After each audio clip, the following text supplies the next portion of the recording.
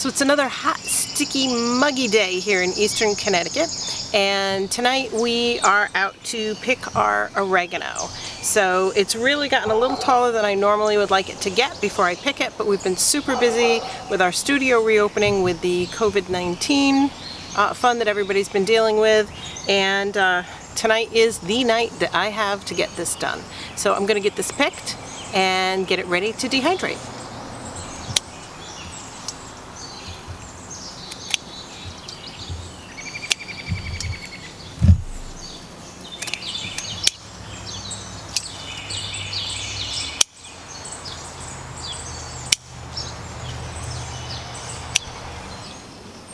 So we've got the oregano all cut, a lot more than I thought there was there, and it's all ready for us to take it in the house, get it washed up, and ready to dehydrate.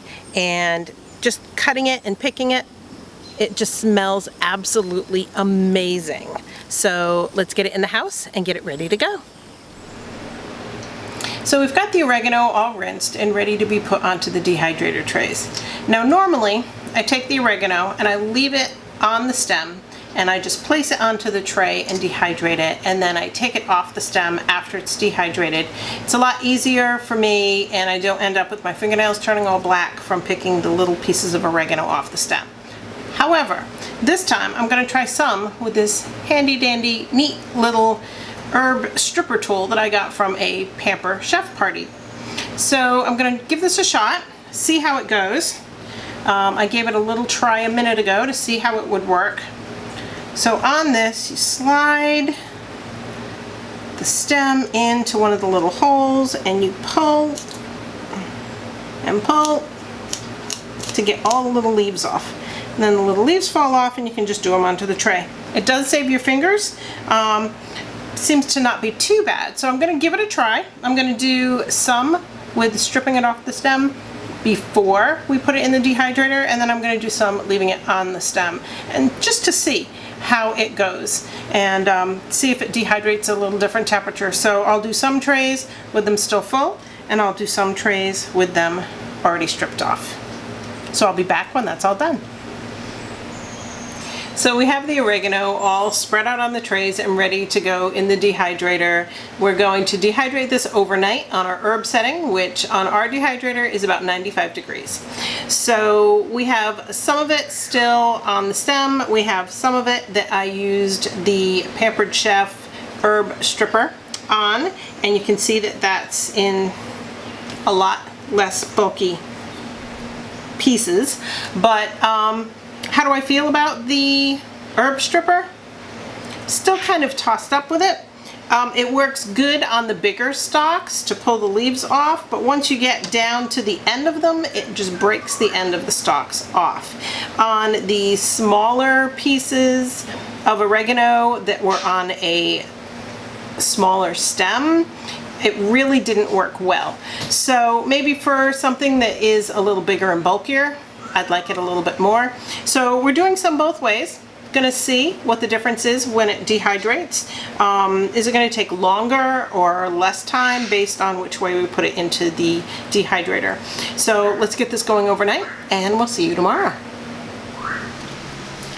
So we've got the oregano all dried. We dried it overnight in the dehydrator, and the tray here is what I had stripped off the stems with my nifty little herb stripper. And then I still have some that I put in, as I said I would, with the oregano still on the stems. So what I wanted to do was take one now that it's dried and see how easy the stripper works on taking it off the dried stem. So we're going to give it a shot, and you'll get to see, just like me, how this works out. Nope. So definitely using it on herbs. I'd say use it on fresh herbs only. Definitely not something I would use for dried herbs, but sometimes doing things the old-fashioned way by hand works a lot easier. As you can see, it comes off really quick and easy. This is why I kind of stopped doing the strip it off the stems before I dehydrate it. It comes off super easy once it's dry. So My hands also, once it's dehydrated, don't get all black like they do when it is still fresh on the stems. Now if you want to use this fresh for a recipe, that's fine, but when you're doing an entire dehydrator of it, it does stain your fingers. So let me get all this off the stems and ready to go in the jar, and I'll be right back. So the oregano is all separated out from the stems. We have it ready to go in our jar. Now again, remember, it's always important to make sure that it's nice and dry and that it crunches and crinkles and that there's no moisture left in it before you put it in your jar, because you don't want it to mold. So most people think of oregano as just a seasoning that they use in sauces, on their foods, that kind of thing. Not everybody knows or realizes that oregano also has been used as an herbal remedy for centuries. And it's also used as an essential oil because it has antimicrobial properties as well. So some of the things people have used it for herbal remedies is for aching muscles, for asthma, for high cholesterol. There are a ton of different things that it gets used for. And as an essential oil, it's used for acne, for athlete's foot, for insect bites. So there's a ton of different things that it's been used for a very long time and still is used for. And just to boost overall general health, oregano is a great option. Now for me myself, I use oregano a lot. I use it in all my sauces, my pasta sauces, if I'm making any kind of pizza, it's definitely going to have oregano on it. And I also make oils, which oregano is a part of. So I make, every year I make oils that are fresh basil and oregano oils.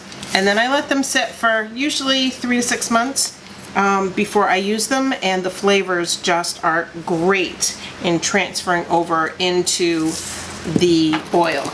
So as I said, my very, very favorite thing to use it for is pizza. Who doesn't love pizza? So let me get this all closed up and I'll see you in a few minutes.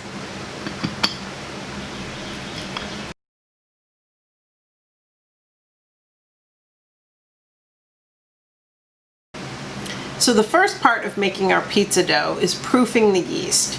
Now, when we make pizza, I know everybody has their own dough recipes, but this is what we do when we make pizza, and it comes out awesome every time, and it's super easy. Keep in mind, everything that I'm gonna say is on that idea of keeping it simple and easy. Things don't need to be perfect exact, so just, we're gonna get this started.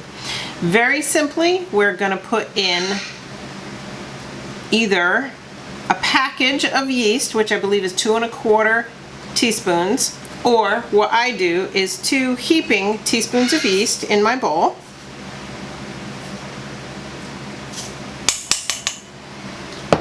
And then a teaspoon of sugar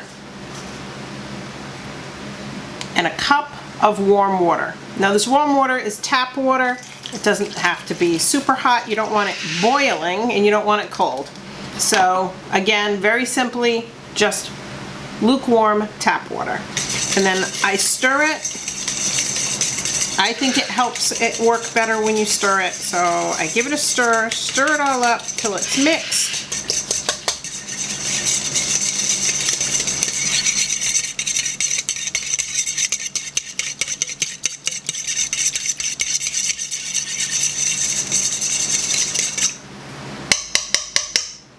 That easy. Now I'm going to take the bowl and I'm going to put it into my oven. The only thing I have going on in the oven is the oven light is on, which gives enough heat to allow the yeast to proof. And then I'm going to close the oven door to keep my cat out.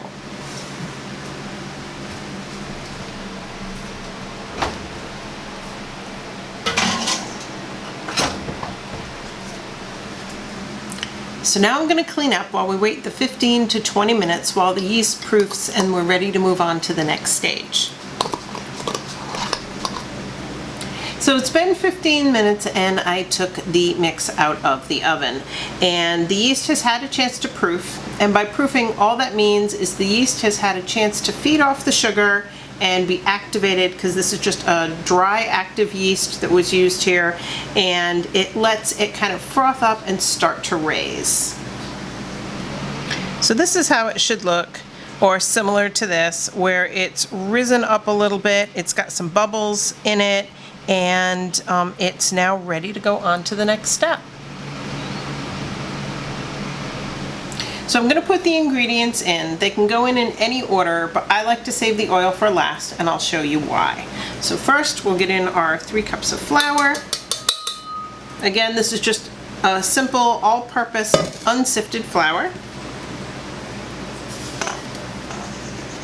Our 1 teaspoon of salt, and I'm just using plain table salt, not anything fancy. And then our 2 tablespoons of oil.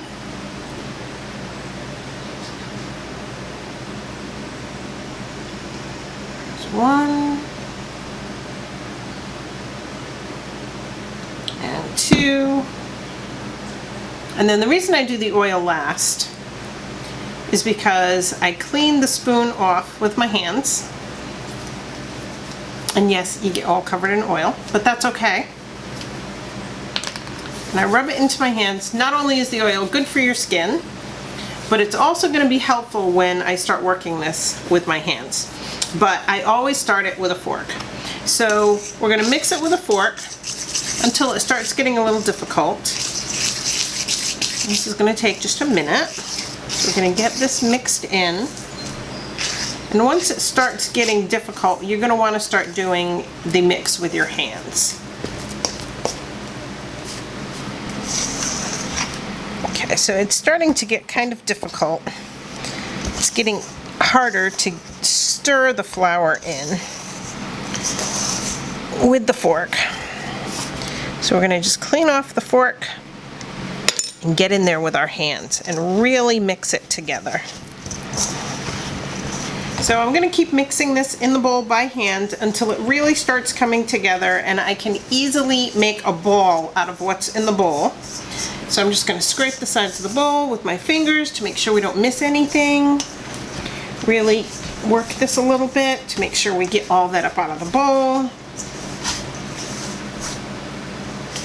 And it's not a super sticky dough. Even working it with my hands, you can see there's really not a lot stuck to my hands. So just that little bit of oil does help and make a difference, but overall it's not a super sticky dough. So once you've got it kind of coming together and you've got everything up out of the bowl, you can take it out and put it on a surface. So it can go right on an unfloured surface.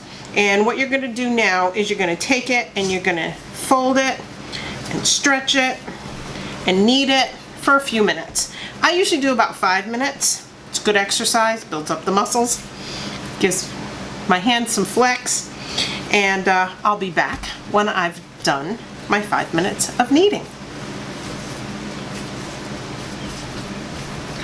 So the dough is kneaded really good. We've been about 5 minutes. So I like how the texture is. The dough is smooth and it's not real sticky. As you can see, I can pick it up. It's not sticking to my hands, it's not sticking to the surface. So now what I'm going to do is I'm going to form it into a ball. And I'm going to take the same bowl that I started mixing it in. I'm going to put it back in the bowl. And we're going to take the bowl, we're going to put it back in our oven with the oven light on for about 15 minutes and let it rise, and then it'll be ready and prepared to be able to roll it out into a crust so we can get our pizza going. So the dough has finished in the oven for its 15 minutes and it's about doubled in size and it's nice and soft and airy. So before I take this out to start working the dough, I've got my oven preheating to 450 degrees so it'll be ready when the pizza's ready to go in the oven. The other thing that I do before I start working the dough, because everybody hates having nowhere to put the dough when you have it stretched just right, is I'm going to get the pan ready first. So all I'm going to do is put a little bit of olive oil again onto the pan, and I just spread that around with my fingers. Make sure the bottom of the pan and the edge is coated so that nothing sticks when it's baking. You don't have to use a lot, just sprinkle. Depends on, you know, your pan, the size of your pan. You can see mine is a very well-loved, well-seasoned pan. We make pizza at least once a week. We had a challenge one time where we had to make a different kind of pizza every day. A breakfast pizza, lunch pizza, dinner pizza, dessert pizza. It was a lot of fun. All right, so now that I've got that ready, I'm just gonna move it out of the way. I'm gonna take my rolling pin and wipe my hands off a little bit on that, so that'll be good to go when I'm ready. Again, like I said, this is not a real sticky dough and you don't need to put any flour down. So we're just gonna take this out of the bowl. Whoop, there we go. We're just gonna put it right onto the surface and make sure you get any extra dough out of the bowl. If you have any in there, just a little bit. And now we're gonna start just pressing this out by hand. And as you can see, this works super easy. It spreads out really nice. Get it going. And you wanna make sure you keep it in your circle. What I'm doing is I'm using a 16-inch pan. So I'm gonna be rolling this out to fit that.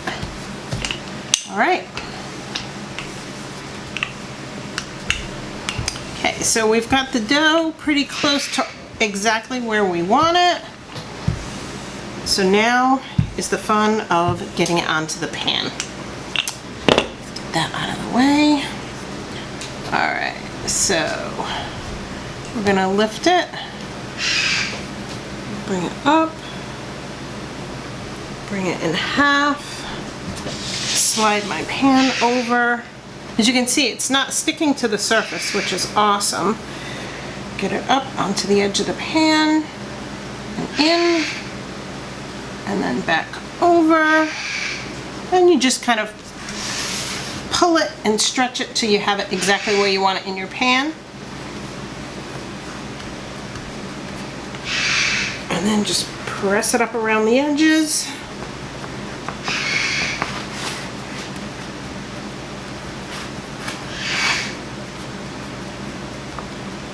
Okay. If it's too low, just stretch it a little bit more to get it to come up. This dough is very workable. And again, as you can see, it's not sticking at all. I didn't have to add any extra flour. If the dough gets a little high on one side, you can just fold it, press it out, and press it down and get a little thicker crust. My extra crust always goes to the dogs. And there we go. There's our pizza crust, ready to top. Now tonight we're gonna top it with a tomato, garlic, olive oil sauce, and then we're gonna add some diced tomatoes, some fresh spinach from the garden, and lots of cheese. So I'll be back as soon as I have that ready. So we've got the pizza made.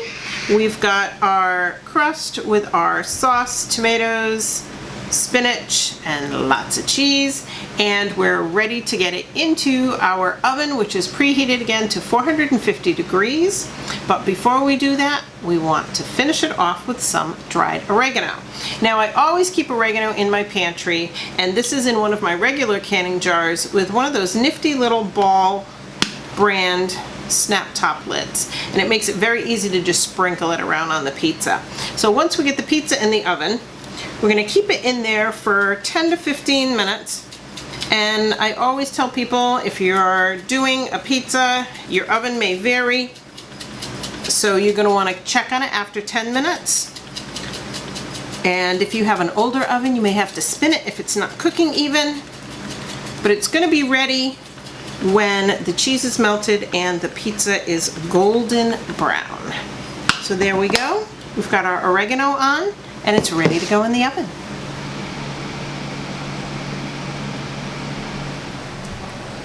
So So we'll put it in the oven. I always make sure my rack is in the middle so it doesn't get too dark on the bottom or too dark on the top. And we're gonna check back in about 10 minutes and see how it's going. I can't wait for dinner. So we just got the pizza out of the oven and it smells amazing. I'm gonna just slide it out of the pan and see how easy it just slides out. It doesn't stick, looks awesome.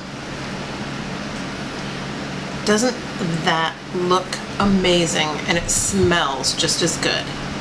So now we're ready to cut it up and enjoy some dinner. So we've got our pizza, it's time for dinner. And remember, if you have your own favorite pizza dough recipe, please leave it in the comments. If you like the video, give us a thumbs up. If you know anybody else who might like to watch the video, please give it a share. And remember, subscribe, and if you'd like to know when our next video is going to be ready, click that bell. Until then, everybody, have an awesome night. Remember, enjoy your pizza, and we'll see you next time.